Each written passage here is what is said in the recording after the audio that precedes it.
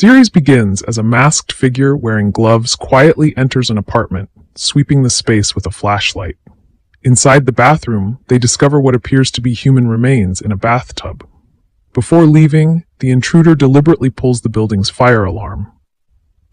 The story then jumps back to day 1. Ciara Wise prepares for her day and heads out. At a restaurant, Oliver Kennedy begins subtly following her. After intentionally bumping into her, they strike up a conversation about her NASA bag. Oliver invites her for coffee, and they discover their offices are close to each other. Ciara explains she recently moved to Boston for a tech support job, while Oliver says he relocated a couple of months earlier to work in architecture. They exchange numbers and make loose plans to meet again. In the present timeline, detectives Lee Reardon and Carl Connolly respond to a call at the crossings at Boston Wharf after a fire alarm is triggered. Although initially reported as a false alarm, officers mention a strong smell of decomposition coming from apartment 11. Building manager Kevin Sullivan confirms the unit is a corporate rental, and the detectives secure the area while waiting for a warrant. By day 3, Ciara and Oliver's connection deepens. Oliver obtains a new Massachusetts driver's license. Revealing his previous California license listed a different surname. During drinks, Ciara recounts a childhood memory from a school trip to the Kennedy Space Center, describing the thrill and fear she felt during a shuttle exhibit. Their chemistry grows stronger, though Oliver's behavior shows hints of unease. After stepping away to the bathroom, he secretly calls Troxler Psychotherapy, telling someone named Dan that he fears he is doing it again. Their flirtation escalates when Oliver ambushes Ciara outside, and they passionately kiss before she leaves in an Uber. Meanwhile, in the investigation timeline, Lee examines the damaged fire alarm and finally opens apartment 11, immediately noticing the disturbing odor. Carl begins reviewing surveillance and parking records to identify the occupant. On day 4, Ciara speaks with her family, who worry about her new living situation. Later, Oliver's colleague Elliot Berhane encourages him to put himself out there socially. Oliver soon invites Ciara to a movie, and afterward takes her to a construction site where he uses an industrial fan to simulate the feeling of skydiving.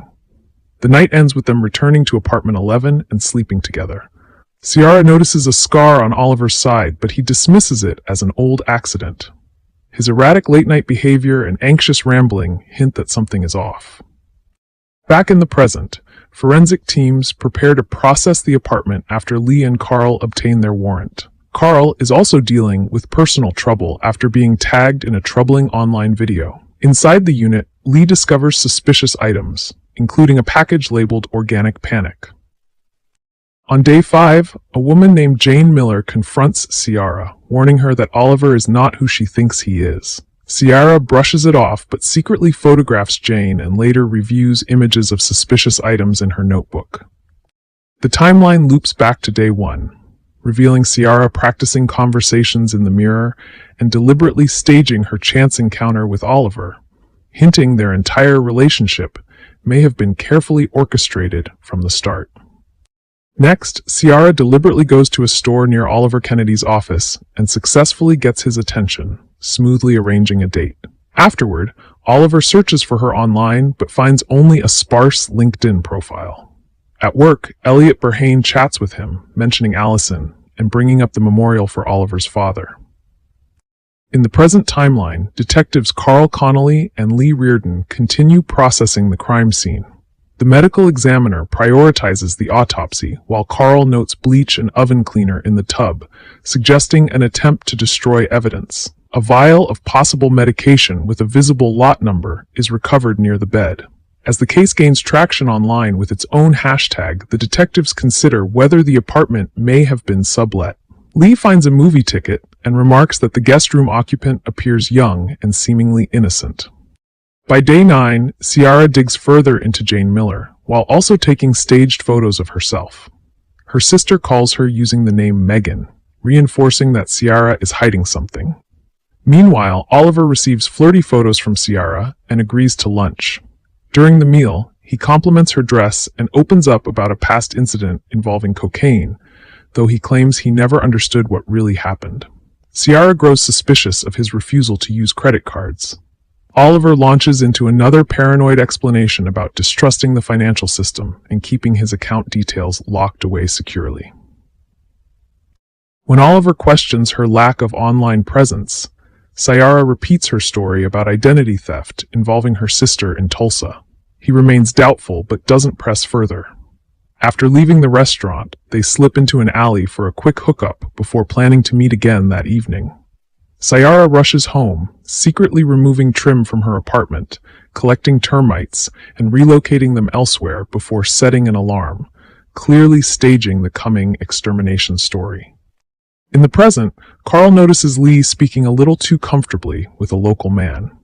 She dismisses him as a witness who sells pills to tech workers, but Carl remains suspicious. Examining the bathroom setup, Carl concludes the killer likely followed internet instructions to dispose of the body and believes the entire scene was staged to suggest wealthy tenants.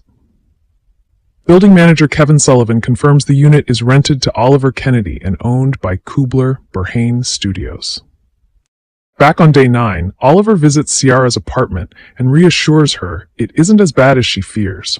Their conversation turns personal as she describes a lonely childhood and her belief that people, not places, are haunted.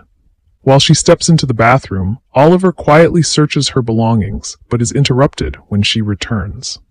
Meanwhile, Allison Meadows warns Elliot that he is ignoring who Oliver really is, suggesting Oliver has a history of running whenever his past resurfaces. Elliot insists he owes loyalty to Oliver's late father. On day 10, Ciara's alarm goes off during a meeting with Oliver, allowing her to fake a call about a massive 3-week extermination at her apartment. As expected, Oliver offers his guest room. She pretends to hesitate before accepting. Later, Oliver checks his mail and finds an envelope from St. Ledger Ventures. After Ciara secretly researches the company and learns of a DOJ-approved merger, Oliver opens the envelope, only to find it empty, which visibly unsettles him. In the present, Carl searches for Oliver Kennedy in the system, while his boss, Camille Russo, reprimands him over a separate incident involving his service weapon. Frustrated and burned out, Carl asks her to run the suspicious license plate he noted earlier. During a therapy session with Dan Troxler, Oliver admits someone may be testing whether he is really Oliver St. Ledger. Dan advises him to protect himself and possibly end things with Ciara. Instead, Oliver burns the envelope and invites Ciara to start moving in immediately. Ciara then speaks with her sister Shyla, who again calls her Megan. Their mother is on the verge of losing the family home due to debt. Ciara promises to come up with $10,000, insisting she is making people pay for what they owe the family. Meanwhile, Lee questions Elliot about Oliver and reveals that propofol, stolen from a hospital, was found in apartment 11 and may be connected to the crime. Elliot grows visibly nervous and nearly admits Oliver asked to meet him recently, but when Carl arrives and reveals Oliver Kennedy is not the man's real name, Elliot shuts down and threatens legal action.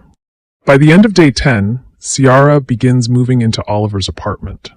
After an intimate night, Oliver prepares a syringe using medication from the vial and later injects himself before passing out. Once he is unconscious, Ciara quietly gets up, checks her notebook, and attempts to crack the code to his safe, confirming her long game is still very much in motion. On day 11 morning, Ciara asks Oliver about the drug she saw him inject. Oliver explains that his doctor prescribed propofol to treat severe insomnia caused by anxiety, claiming he begins hallucinating if he goes too long without sleep. While he reaches for his phone, Ciara quietly memorizes his passcode. In the present timeline, Elliot Berhane angrily tells Lee Reardon to leave Ollie alone before storming off. His reaction convinces Lee that Elliot believes Oliver is still alive. By day 12, Oliver walks Ciara to her supposed office. She casually mentions her old job at Dell's Lemonade, but when Oliver recognizes the brand, she lies about the location. Outside, he notices Jane Miller waiting but doesn't realize who she is. After Oliver leaves, Ciara firmly warns Jane to stay away. She then enters the office building, greets security, and immediately slips out the back exit, confirming she never actually worked there. Back in the present, Carl Connolly reviews Seaport CCTV and spots the masked intruder. Another camera shows Oliver with Ciara about a month earlier. When building manager Kevin Sullivan appears, Carl notices his pants resemble those worn by the masked figure. Kevin quickly hides his legs and denies knowing Oliver, raising further suspicion. Meanwhile, Ciara speaks with her sister Shyla, finally admitting she plans to get money from the St. Ledger family. Shyla worries she is taking a serious risk. At work, Elliot enthusiastically praises Oliver and lets him leave early. Oliver goes to pick Ciara up from the tech office, only to find she isn't there. She rushes back, pretends she was inside, and awkwardly covers the slip. Oliver playfully eases the moment and drives her home in Elliot's car, speculating about Elliot's long loyalty to his father. In the present, investigators discover a silver stud in the bathtub. Chief Camille Russo warns Lee that Elliot has followed through on his threat to complain about Carl. Russo also reveals Vice is investigating Lee's so-called witness, Linus Finch. Lee insists she met him through a tip, but Russo has photos showing Linus in Lee's car weeks earlier. The timeline then reveals the silver stud belongs to Ciara. Soon after, Oliver receives another mysterious letter, this time containing only a phone number. He calls once and immediately hangs up, visibly shaken. As the days pass, his insomnia worsens. By day 16, he is deeply paranoid and begins hallucinating a red-haired ex-girlfriend. Desperate, he visits therapist Dan Troxler and begs for more medication. Oliver claims he ended things with Ciara and insists someone is stalking him, while Dan suggests his fear may be guilt over past actions. While Oliver is out, Ciara searches his mail and obtains his banking details. Pretending to be his mother, she attempts to withdraw $10,000 from his investments, but fails. The situation worsens when Oliver's mother, Chicky, later receives a feedback call related to Ciara's impersonation. In the present, Lee searches the trash and finds the Oliver St. Ledger letter. At the same time, Russo quietly informs Carl about Linus Finch's privileged background and prior cocaine arrest. Back in the past, Ciara again tries to access Oliver's safe. Kevin briefly delays Oliver in the hallway, but Oliver still returns in time to catch Ciara emerging from his closet. Though clearly suspicious, he says nothing as she casually retreats to the bathroom. In the present, Carl confronts Lee about Linus. She asks for one day to come clean, and though uneasy, he returns focus to the case. The biggest revelation follows. Oliver is actually the son of billionaire venture capitalist Casper Ledger. The family hails from Narragansett, Rhode Island. The investigation further uncovers that Oliver previously vanished after evading arrest for first-degree murder and has repeatedly changed identities. Authorities know him as the Narrow River Killer. On day 16, Oliver returns home from therapy to find Ciara wearing his shirt. She uses it as a casual explanation for why she had been in his closet earlier. Oliver brushes it off, even telling her to keep the shirt, and offhandedly remarks that the safe in the apartment isn't actually his. When he leaves for work, forgetting his laptop, Ciara quickly logs into his Swiss account and secretly transfers $100,000 to the Narrow River Memorial Fund. Though the transfer will take about 2 weeks to process, she celebrates the apparent success of her plan. In the present timeline, investigators learn the St. Ledger family has systematically scrubbed media coverage of the old murder case. From rumors and old records, detectives piece together that Oliver allegedly killed prep school student Paul Sparling, while another man, Shane Martin, was arrested for the crime. When police call the mysterious number sent to Oliver, the voicemail confirms it belongs to Jane Miller. Back in the past, Jane secretly photographs Oliver at the gym. Ciara later tells Shyla she has secured the money, but admits she is no longer eager to leave because she has started enjoying her new life. In the present, the preliminary autopsy suggests the body in the bathtub is female. Jane's voicemail box is full, raising concern she may be missing or worse. Investigators then discover a police report about Jane's vandalized blue Fiat, the same car Oliver previously associated with his red-haired ex. The shock deepens when they learn Jane actually lives in apartment 7 of the same complex. Earlier in the timeline, Oliver finally spots Jane and calls the number from the letter. When she answers, he panics and hangs up, then follows her. He is stunned to discover she lives in his building. When Jane notices him, a brief chase follows, but she manages to escape. Furious, Oliver vandalizes her car. Building manager Kevin Sullivan later offers to delete the CCTV footage in exchange for cash, and Oliver even pays him to punch him to help stage events. In the present, Carl Connolly realizes footage has been deleted and begins to suspect Kevin. Under pressure, Kevin becomes defensive and implies Carl himself might have pulled the fire alarm. Meanwhile, Lee Reardon gets no response at Jane's apartment, but refuses to enter without a warrant. Back in the past, Ciara visits Oliver's firm with lunch. While waiting, she subtly questions Elliot Berhaney about Oliver's school years, but Elliot remains evasive and quickly calls Oliver to check on him. Oliver, meanwhile, is at home spiraling. He vents to therapist Dan Troxler about Jane. When Ciara overhears part of the call, tension explodes between them. Oliver lashes out, accusing her of being intrusive and insecure. She insists she only wants to know him better. In the present, Carl's suspended son Aaron arrives, highlighting Carl's growing struggle to balance work and family. Frustrated, Carl admits to Lee he is considering quitting the force. Lee finally confesses the truth about Linus Finch. He was once a suspect in a shootout and tried to bribe her. Though she refused the bribe, she later accepted expensive gifts from him and kept them. She had recently contacted him only because he also lives in Seaport and might know something about Oliver. Carl is clearly disappointed, and Lee breaks down. Back in the past, Oliver confronts Jane in her apartment and threatens her after she claims to know what he did. Later, he returns home and reconciles with Ciara after seeing her looking through their photos. In the present timeline, police finally obtain a warrant and enter Jane's apartment, but it is empty. More troubling, they discover the unit is owned by the same person who owns Oliver's apartment, Elliot. Back on day 16, Ciara admits to Oliver that she did try to open his safe, framing it as simple curiosity because she wants to understand him better.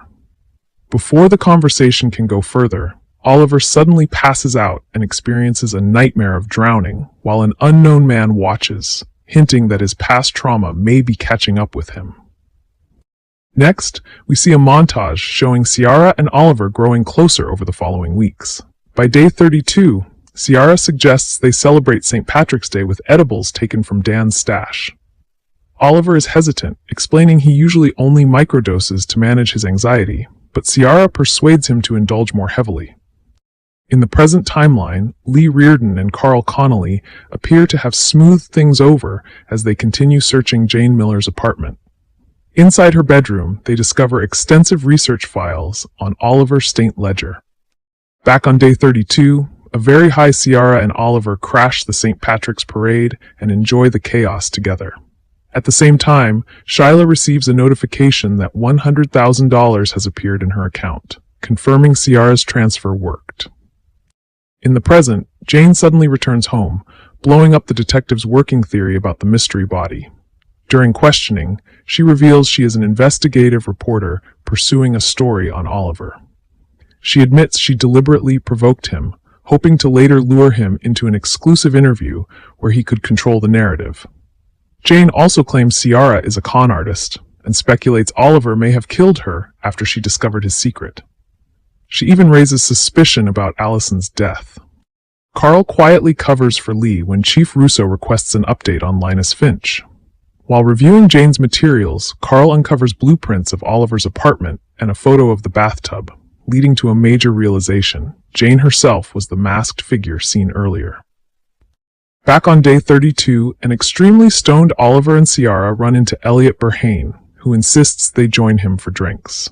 He is with both Jane and Allison. It is revealed Jane once helped Elliot avoid a bad business deal and is currently staying in one of his spare apartments while working her story. Oliver panics and warns Elliot that Jane is targeting him. Elliot suggests being honest with Ciara to remove Jane's leverage, but Oliver fears repeating past mistakes after losing a previous girlfriend who learned his secret. Meanwhile, Allison and Jane attempt to warn Ciara, but Ciara claims she already knows everything. Seeing she isn't shaken, Jane pushes Ciara to persuade Oliver to grant the interview. At that moment, Shyla calls, and Ciara slips away to the bathroom. Oliver misreads the situation and spirals into panic while Elliot tries to comfort him, promising to handle Jane. During the emotional moment, Oliver mistakenly thinks Elliot is making a move on him, causing Elliot to awkwardly pull away. Later, Elliot confronts Allison, who admits she was the one who encouraged Jane to target Oliver because Jane's career had stalled. Allison openly resents Oliver and accuses Elliot of protecting him due to lingering feelings tied to Oliver's father, Caspar St. Ledger. It is also revealed Oliver is Elliot's godson. In the bathroom, Jane overhears Ciara's tense call with Shyla, during which Ciara hints she may actually be developing real feelings for Oliver. Shyla is disgusted and hangs up. Jane then corners Ciara, threatening to expose her unless she cooperates by giving a fake victim interview about Oliver. Instead, Ciara violently chokes Jane and warns her to stay away. Outside, Ciara finds Oliver in the middle of a severe panic attack. She helps calm him using breathing techniques and brown noise. While his eyes are closed and he cannot hear her clearly, Ciara finally speaks honestly, revealing she was somehow involved in the original Narrow River murder. She admits she believes she could have understood him if he had trusted her, and confesses she might have loved him. When Oliver opens his eyes, Ciara is gone. Still shaken, Oliver runs into Allison. Their confrontation turns heated, with Allison accusing him and his father of exploiting Elliot's loyalty. Oliver fires back that she is simply jealous. Allison storms off and Oliver follows, just as a truck suddenly strikes her in the street. Back in the past timeline, Ciara returns home and begins packing. She messages Shyla, but Shyla ignores her and instead heads toward Boston. In the present, Jane is arrested for breaking and entering. Carl admits to Lee that he lied to protect her regarding Linus, which clearly moves her. However, the medical examiner delivers a major twist. Early autopsy signs suggest the body in the tub may actually be male. Elsewhere, Lee is seen driving off with Linus Finch, raising fresh questions about her judgment. In the past, Ciara prepares to leave, but Oliver arrives home and tells her he is finally ready to come clean.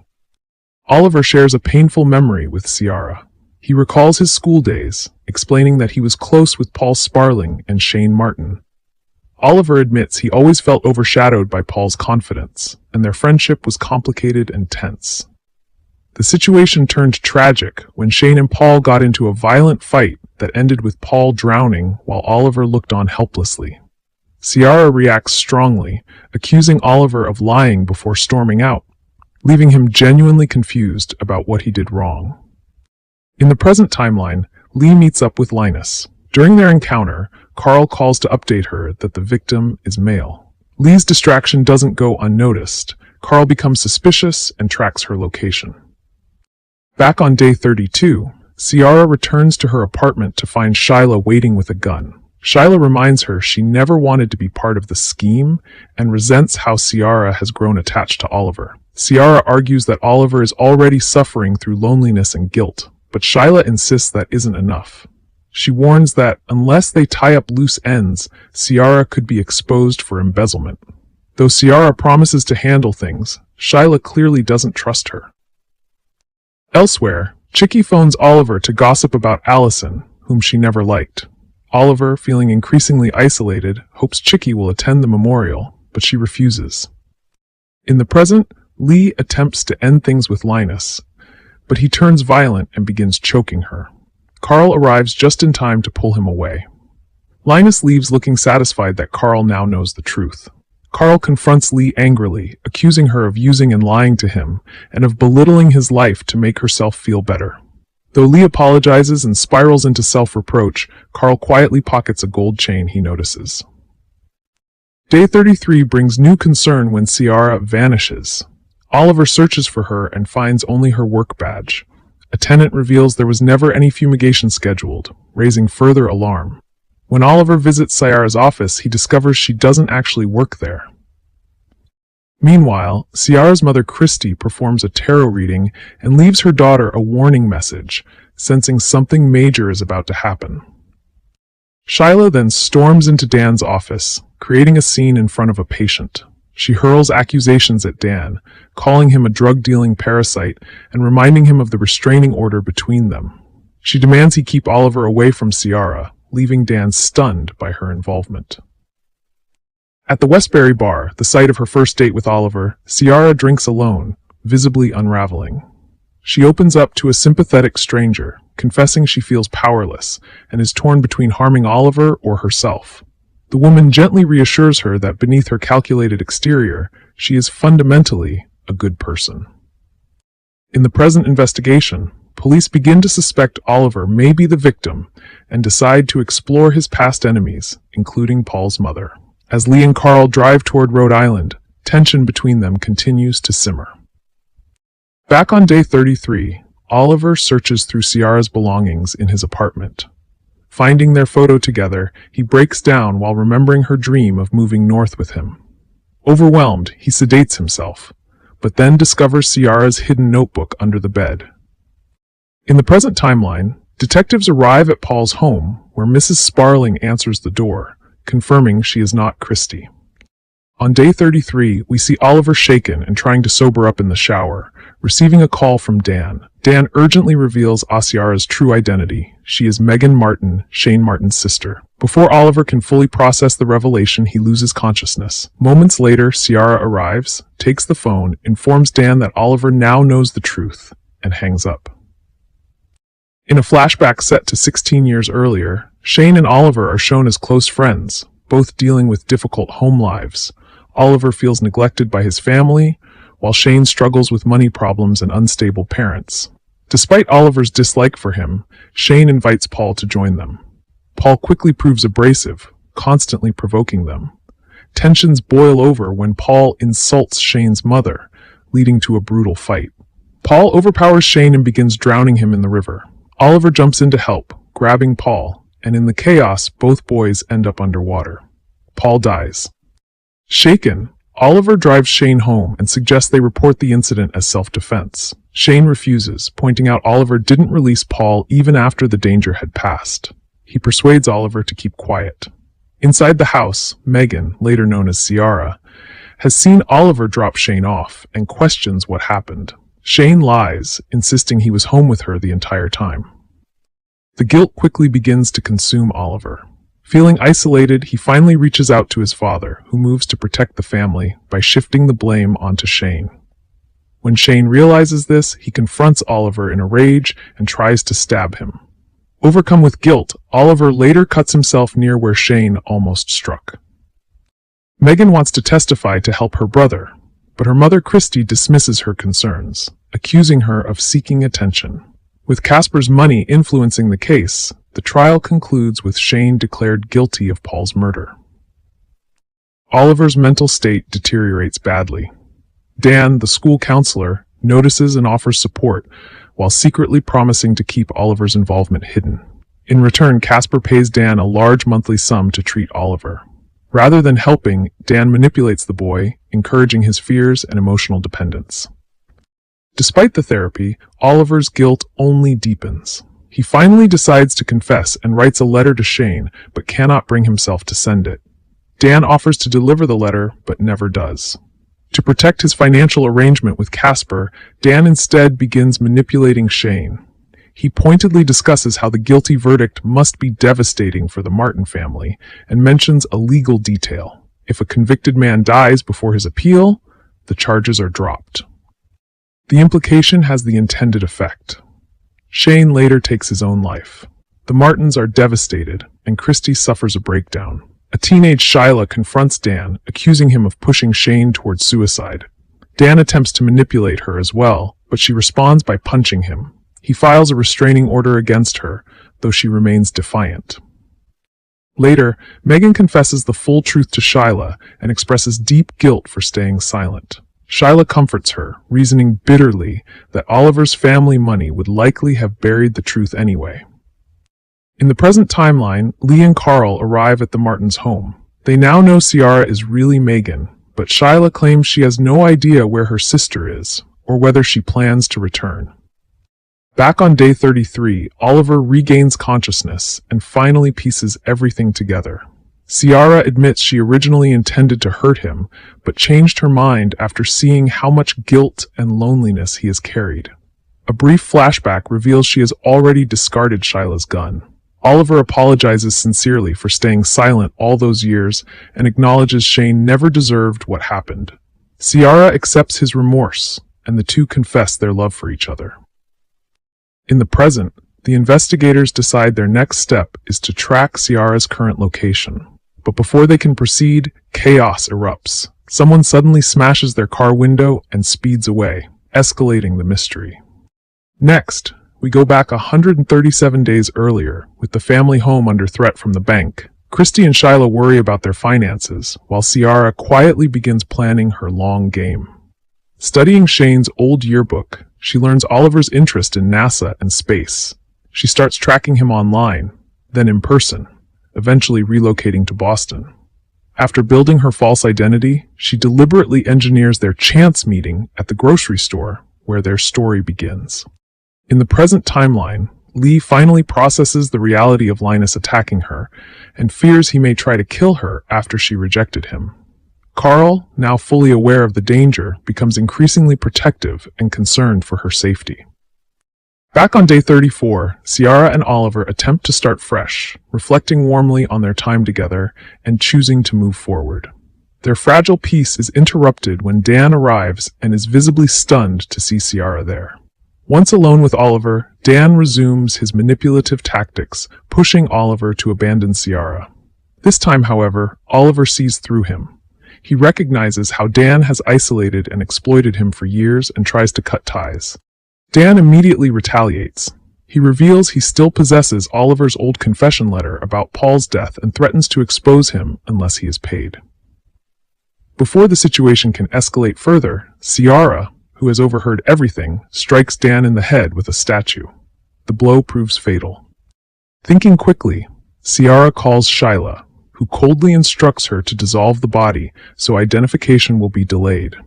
If they move fast, she says, Ciara and Oliver can disappear before the truth surfaces. They carefully stage the scene to mislead investigators, including planting Ciara's earring in the bathtub to muddy the timeline. As their escape approaches and Oliver's private jet awaits, Ciara breaks down, realizing she can never return home. Oliver, moved by her sacrifice, gives her the full contents of his safe in cash and urges her to see Shyla one last time while he handles final arrangements. Ciara's farewell with Shyla is emotional but complicated. She explains the truth about Oliver's letter and Dan's role in Shane's death. Meanwhile, Oliver meets Elliot to express gratitude. Deeply self-critical, Oliver admits he believes he destroys everything he touches. Overwhelmed by guilt, he considers turning himself in for Dan's murder to give Ciara a clean future. Elliot urges him not to, insisting that sacrificing himself is not what Ciara would want. After wavering, Oliver ultimately chooses Ciara and reunites with her. In the present, the autopsy delivers major revelations. The victim died from blunt force trauma weeks earlier, not on day 56.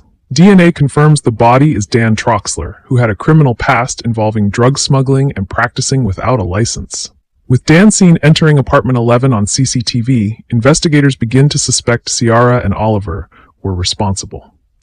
Carl and Lee later debate who delivered the fatal blow, with Lee convinced Ciara acted to avoid losing Oliver. Meanwhile, Lee finally confesses the truth about Linus to Russo, who quietly covers for her. Carl, now more sympathetic, comforts Lee and asks why she ever got involved with Linus. She admits she was spiraling and disgusted with herself, something Carl understands. He then reveals he has Linus's necklace and a plan. Working with Kevin, Carl begins quietly steering suspicion toward Linus by suggesting he had connections to Dan's drug activity. Soon after, Carl and Lee are officially removed from the case due to their personal involvement. Before long, the new detective uncovers the planted evidence, Linus's necklace. The trap works. Linus is arrested for Dan's murder, removing the threat to Lee. Elsewhere, Ciara sends money and a heartfelt letter to her mother, hoping for forgiveness.